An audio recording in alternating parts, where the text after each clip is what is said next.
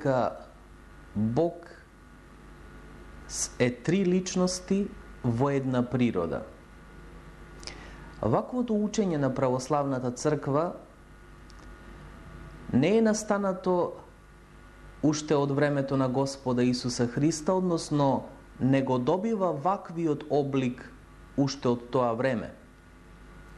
Имено, црквеното учење, или како го нарекуваме теологија, има своја еволуција.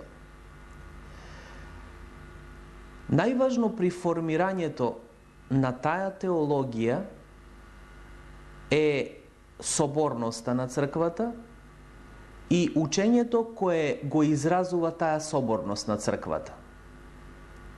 Највпечатлив израз пак на соборноста на црквата се вселенските собори, во кои се догматизира вистината и кои представуваат столбови за вистинската вера која ја има православието.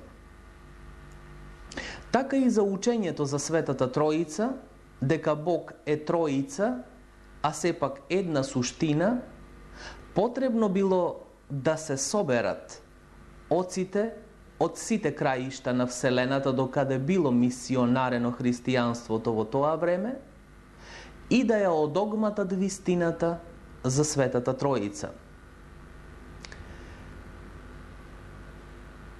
За прв пат на првиот Вселенски собор е конституиран символот на верата, така наречен Никејски символ на верата, во кое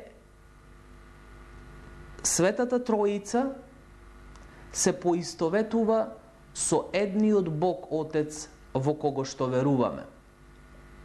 Понатаму тој символ на верата ќе добие малку подруга форма на вториот Вселенски собор и затоа во конечен облик овој символ на верата кој денеска го имаме ќе го има името Никеот Цариградски символ на верата, односно по името на првиот и на вториот Вселенски собор, бидејќи едниот се одржал во Никеја, а вториот во Цариград.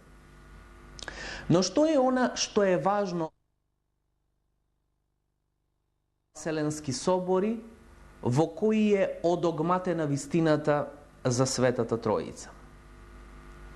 Прво, првиот Вселенски собор се уште не може да направи конкретна разлика меѓу двата наследени поими уште од елинската философија, а тоа се усија, што значи суштина, која во елинската философија се поистоветува со терминот ипостас, што подоцна на вториот Вселенски собор, а уште и претходно во теологијата на кападокијците, ќе добие значење на личност.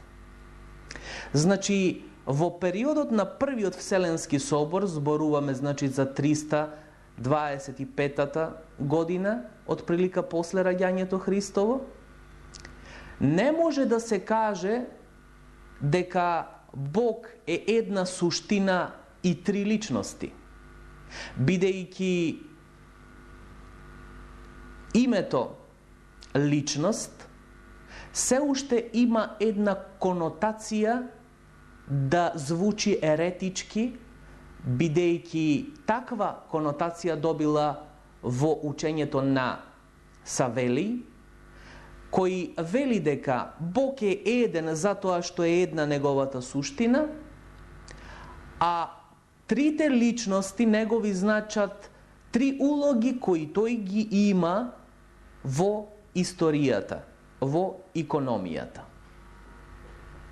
Што значи еден е Бог по суштина, а добива три различни улоги, еднаш е Отец, втор пат е Син и на крај е Свети Дух. Тоа учење црквата не го прифаќа. Го смета за еретичко, затоа што уште од почетокот го има преданието, дека сите три личности во Светата Троица имаат конкретно имаат конкретно постоење. Што значи дека и Отец постои, и Синот постои, и Светиот Дух постои. И сите три имаат една суштина. Но прашањето е тогаш, како е можно трите личности да имаат една суштина, односно, како е можно едната суштина која има три личности да не се нарече три Бога или верата во нив да не биде три Божие. Ако поимот ипостас, кој ние го нарекуваме личност, има онтолошко значење кое го добива во теологијата на кападокијските оци, тогаш како е можно да говориме за еден Бог, а при тоа за три личности кои имаат конкретно постоење и при тоа, значи тоа да не биде три Божие. Бидејќи савелијанизмот, кој црквата го осуди за ерес, кој не даваше пак онтолошка подлога на изразот личност, е неприменлив и бидејќи личноста во теологијата на кападокијците добива конкретно и суштинско значење, се поистоветува, значи, со екзистенцијата и постоењето, тогаш како е можно во исто време да велиме дека Бог е еден, а пак да го исповедаме како Света Троица? Ако тргнеме од аналогијата кај човекот, ќе видиме дека не е возможно да се направи споредба меѓу човековото постоење и Божиото постоење. Имено меѓу суштината и личноста кај човекот и суштината и личноста кај Бога. Човечкиот род има една суштина. Се разликува во конкретни форми на израз на таа суштина кои ги викаме личности и не може да постои таа суштина освен во тие конкретни личности, во личноста на Матеј, Марко, Лука и Јован. Значи, не можеме да видиме некоја гола суштина човекова и да кажеме тој е еден човек кој понатаму има само различни форми. Ако сакаме се во ова да го споредиме кај Бога и да направиме една компарација меѓу човековото и Божиото постоење, ќе видиме дека тоа не е можно. Од причина што кај човекот постои време и простор. Значи во човековото постоење постојат ограничувања предизвикани од просторот и времето во кои се наоѓа створената природа на човекот. И затоа не е можно две или три или пет или повеќе личности да бидат пак еден.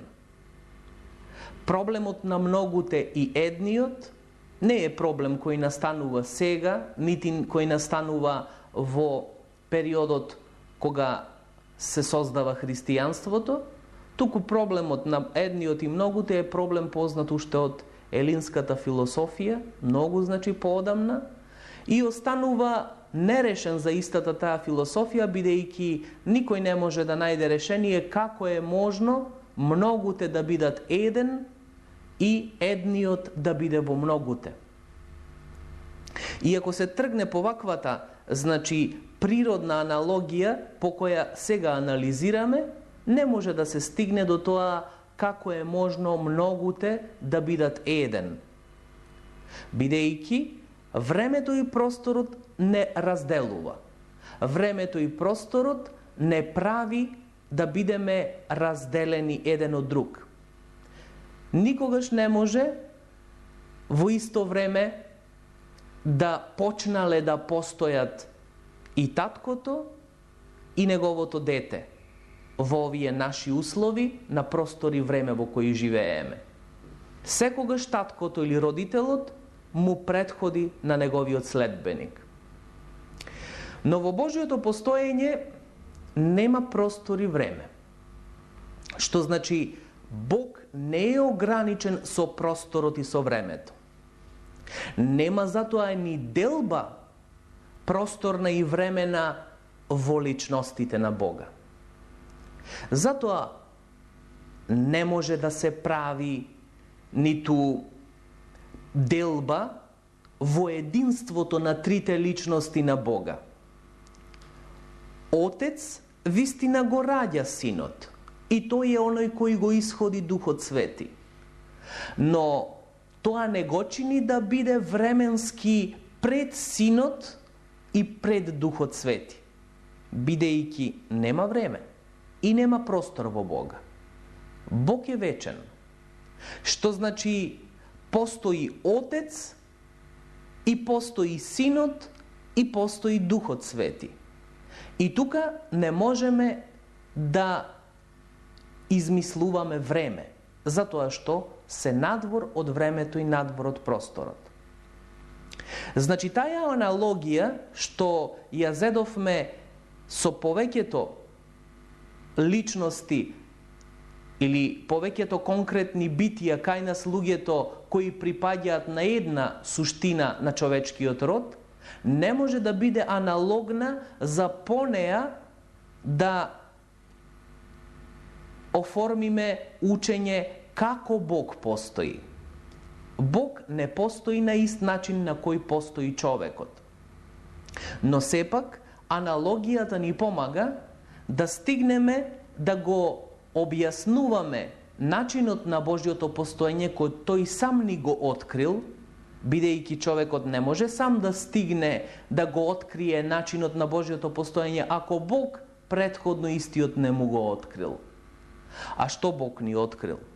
Ни открил дека е Отец и Син и Свети Дух, а сепак една суштина.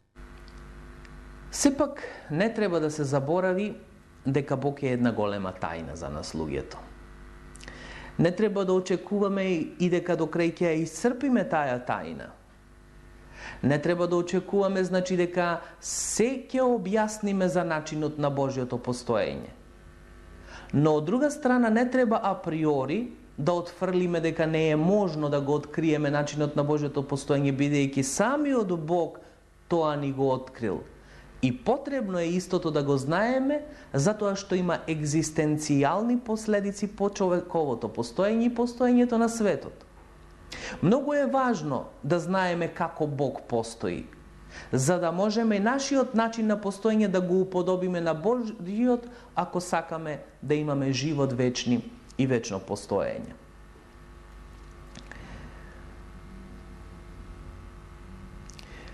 Сепак, се поставува прашање што е тоа што му го обезбедува единството на Бога?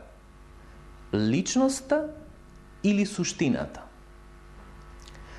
Ако тргнеме од аналогијата кај нас луѓето или воопшто на што се забележува во природата, веднаш би рекле дека тоа е суштината.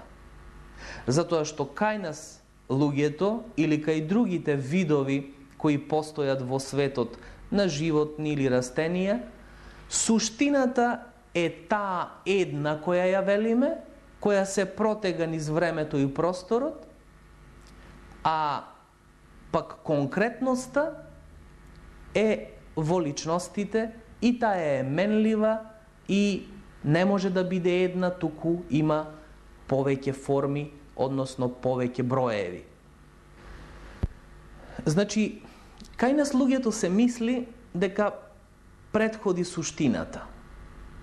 Дека таа е она која дава ипостас на постоењето. Дека стои под нас и ни дава постоење. Сепак, Досега никој не забележал да постои гола суштина. Никој не забележал да постои неоличностната суштина. Кај нас луѓето зборуваме. Значи, никој не може да ја оддели суштината и да речи ова е таја суштина која е една и која се протега просторно и временски, а пак конкретноста, односно личностите, односно мноштвото, се во личностите, во Петко, во Трајко, во Јанко, и тие се оние кои се менливи. Не постои гола суштина. И тоа е многу важно за по таја аналогија да почнеме да размислуваме и да го толкуваме и начинот на Божјото постоење. Ако сакаме да стигнеме некаде до крајот, односно до почетокот, од каде почнува човекот да се нарекува човек, ќе стигнеме до Адама. И зад Адама нема суштина. Што значи, никогаш не можеме да речеме дека зад Адама постоела некоја гола суштина, која ја нарекуваме човечка суштина, а која немала име. Адам е, значи, форма на суштината на човекот. Но, човечкиот род почнува со личност, а не безличен. Ова е многу важно, бидејќи теориите на еволуцијата некогаш сакаат да го занемарат овој факт и да одат некаде подалеку во постоење на некоја безлична суштина. Сепак, не можеш да кажеш дека човекот потекнува од мајмун, а при тоа да не дополниш како е можно мајмунот да постане личност. Многу е важно, значи, да направиме граница од каде почнува личноста, а до каде завршува нужноста на природата која е карактеристика на суштината. Бидејќи има огромна разлика меѓу личноста и другите форми на живот кои ни се познати во светот околу нас кој не обкружува. Личноста се разликува од сите други форми по тоа што има слобода, но не само слобода на избор, каква што може би имаат и некои други пониски видови на живот. Туку има слобода да создава нови светови, да креира нови форми на постоење, да создава свој свет во љубовта и во волјата, што не може да го направи нити најспособниот мајмун, бидејќи не може да креира свет на уметност. Од проста причина, што е воден од нужноста на суштината, а не е воден од слободата на личноста и волјата, кои се карактеристики само за личноста, а не и за суштината. Ако го ползуваме сега овој обратен метод, значи по аналогија на тоа како постои човекот во личност и во суштина, врз постоењето Божјо како личност и како суштина, ќе стигнеме до тоа прашање која е причината за Божјото постоење, односно кој е изворот на Божјото постоење. Бидејќи за човекот стигнавме до Адама и пред Адама не може да има човек. Единствено суштината на човекот е ипостазирана, оличностнета во Адама. Но суштината Божја во кого е ипостазирана? Ако го поставиме, значи, тоа прашање за Бога, стигнуваме до она што го поставуваат и кападокијците во свое време за прв пат да постават причина на Божиото постоење. На многу пати се теологизирало и философирало за Бога уште пред кападокијците. Создавани се многу религии кои говорат за Бога, но никаде не се барала причината за Божиото постоење. Поимот Бог и неговото постоење се сметало за една даденост, постои Бог и понатаму не се оди. Кападокијците прават еден смел двиг и го поставуваат прашањето која е причината за Божиото постоење. И стигнуваат до одговорот дека тоа е личноста на Отца. Што значи веќе Бог е еден затоа што е еден Отец кој го раѓа Синот и кој го исходи Духот Свети.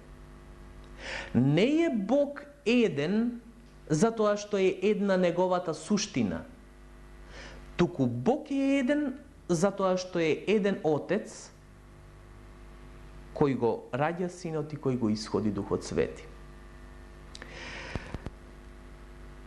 Велат дека личноста на Оца, кападокијците, зборуваме за нив, е почеток и извор на целото божество.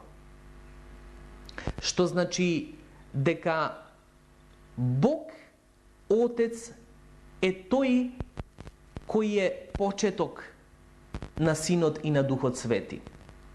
И тоа почеток и извор го има и во други теологии и во други религии. Но никаде до кападокијците нема причина кој е за Божиото постоење. Што значи не е доволно да се каже дека Бог е само извор на божество, дека Бог Отец е само извор на и почеток на Синот и на Духот Свети. Туку многу е важно да се каже дека тој е и причина за нивното постоење. Што значи не може Синот да постои без Отец. Тоа е карактеристично, се гледа во самото име на Бога Отца, кое е име за врска. Отецот е име за врска, ќе речат светите кападокијци, во кои спаѓаат свети Василий Велики, Григорий Богослов, Григорий Ниски и Амфилохи Антиохијски.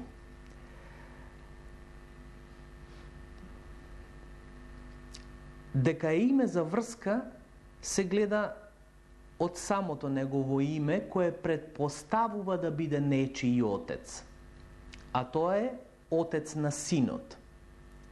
Што значи дека Отец е име на конкретна личност во Светата Троица, која е условена за да постои со некој друг во кого е во однос. А во однос е со Синот. Личноста кај Бога предпоставува заедница и не може да постои ако не постои како заедница. Отец не може да постои без својот син, нити пак Синот не може да постои без Отца, чија потврда на постоењето е истиот. Што значи дека личноста во Светата Троица е секогаш заедница. Отец е име на една од личностите на Светата Троица, која е во заедница со Синот и со Светиот Дух. И Синот е име на една од личностите од Светата Троица, која е во заедница со Отца и со Светиот Дух. Исто така, на исти начин и Светиот Дух. И не е возможно ни една од тие конкретни личности да постои без да биде во заедница со останатите две.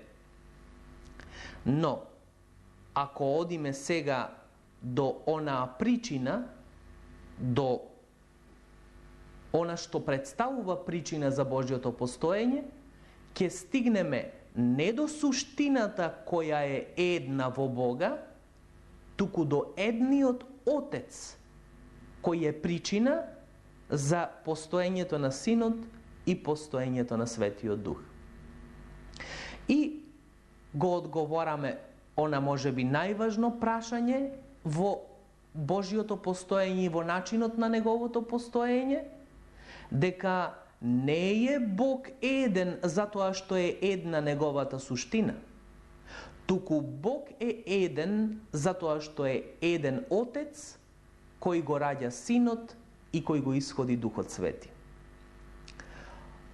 Ова е многу важно, затоа што има екзистенцијални последици по постоењето на човекот и на светот. Се додека човекот и светот не почнат да постојат на начин на кој постои Бог, тие не ќе можат да го решат најголемиот проблем на мноштвото и едниот, а со тоа не ќе можат да го решат проблемот на просторот и времето, односно на ограниченоста која ја има во просторот и во времето, и со тоа не ќе можат да постојат вечно. Во Бога тоа е решено на тој начин што личноста е заедница и никогаш не постои без постоењето на другите. А Отец е тој кој е причина за постоењето на другите две личности во Светата Тројца. На многу пати сме читали и сме слушале, особено изразено во теологијата на светиот апостол Јован и во неговите посланија, дека Бог е љубов. И ова Бог е љубов не се однесува на светот кого Бог го љуби, туку негова екзистенцијална предпоставка.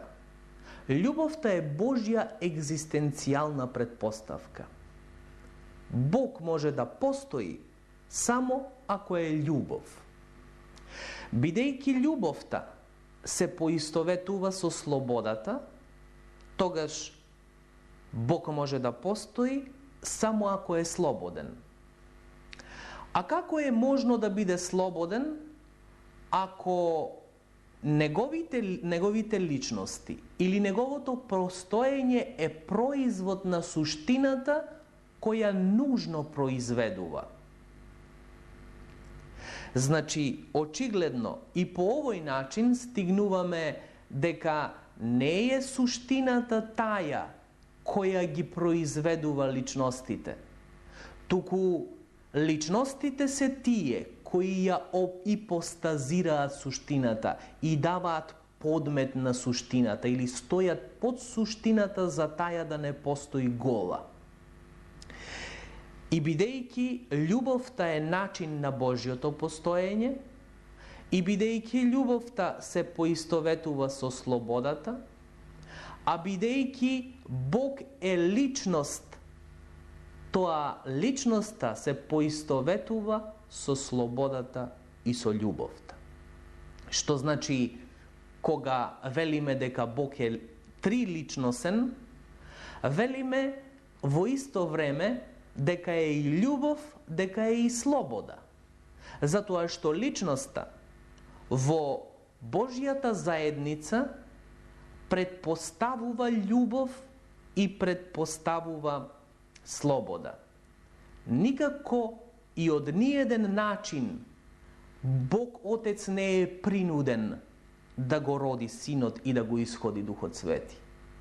Го раѓа Синот затоа што го љуби и слободно. Исто така Синот одговора на Божјата љубов со тоа што љуби и со тоа што слободно одговара. На ист начин и Духот Свети. Некои сакаат ова констатација дека Бог е љубов да ја поистоветат со љубовта Божја кон светот и да толкуваат дека свети апостол Јован сметал дека Бог е љубов, а затоа што го возлюби многу светот кој го створил. Но токму од самата теологија на светиот апостол Јован се гледа дека името, дека Бог е љубов, одговара на љубовта на Бога Оца, која ја има кон другите личности на Светата Троица. Изгоре на сето тоа, може би уште поважно е дека светот не постоел од секогаш во Бога на начин на кој што зборува Ориген, да речеме дека затоа што Бог е семоќен и од секогаш и е седржител, од секогаш го држи светот во себе. Значи не постои светот на таков начин во Бога, та Бог од секогаш да го љуби светот на таков начин. Туку Бог го љуби светот личносно, во својот возлюбен син. Светот не му е равноправен на Бога, та Бог да го љуби со таква љубов, каква што се љубат трите личности во Светата Троица. Светот не постои, значи, од секогаш во Бога во ваква форма створена во која што е. Таја постои во Логос, тој постои во Логосот, постои во логосите на битијата кои се собираат во Логосот Божи, а тоа е Синот Божи. Но не постои од секогаш во оваа форма та изразот Бог е љубов да биде насочен на љубовта Божја кон светот. Велат, во љубовта еден и еден не се два. И тоа на многу пати се покажува и во односот на личностите на нас, луѓето, во овој свет. Затоа што љубовта има креативна форма да создава нови светови, нови квалитети и нови постоења. Што значи, така и во Бога. Еден и еден и еден во Бога не се три, туку повторно се еден. Затоа што за оние кои се љубат, мноштвото е израз на единството. Имаме предвкус за тоа и ние луѓето, кога некого го љубиме, создаваме нова математика со него.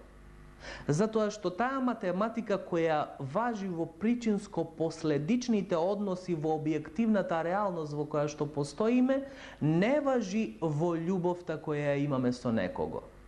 Ако имаме со некого таква голема љубов, можеме да создадеме нова математика, во која еден и еден нема да бидат два, туку ќе бидат нов квалитет на љубовта која создава нови светови. Затоа и во Бога не важи таа математика која важи во објективната реалност на створениот свет, дека еден и еден се три, туку кај Бога еден и еден се повторно еден, затоа што трите личности Божии се еден Бог кој го слави православната црква. Во црквата е обезбедена со тоа монархијата на Оца. Отец е тој кој е причина, извор и почеток на секое Божјо постоење. Но исто така, тој е причина, извор и почеток на секоја иницијатива во Бога. И ова е многу важно, затоа што има последици екзистенцијални по постоењето на светот. Што значи, во самата Света Троица не се трите личности иницијатори, поттикнувачи, не се сите почеток, извор на било кои дејства во самата Света Троица, туку тоа е само Отец. Затоа и велиме дека Отец има монархија во Светата Троица. Тој е иницијаторот на дејствата Божји. Тој е иницијаторот на се она што се јавува како дејство на суштината на Светата Троица. Во црквата, исто така, тој принцип на монархија ќе се покаже многу важен. Затоа што, како што ќе видиме во наредните емисии, ќе се покаже на дело дека учењето за тоа дека Бог е еден, сметајќи на Бог Отец кој е иницијатор, црквата е една и литургијата е една и епископот е еден, кој пак бивајќи икона на Бога, како што учи православната црква, е иницијатор или поттикнувач за се она добро што треба да се прави во црквата. И затоа без епископот не правете ништо, ќе каже уште во вториот век Свети Игнати Антиохијски. Исто онака, значи, како што без Оца ништо не прават другите две личности на Светата Троица. Отец е тој од кој потекнува секој благослов, од кој потекнува сета иницијатива.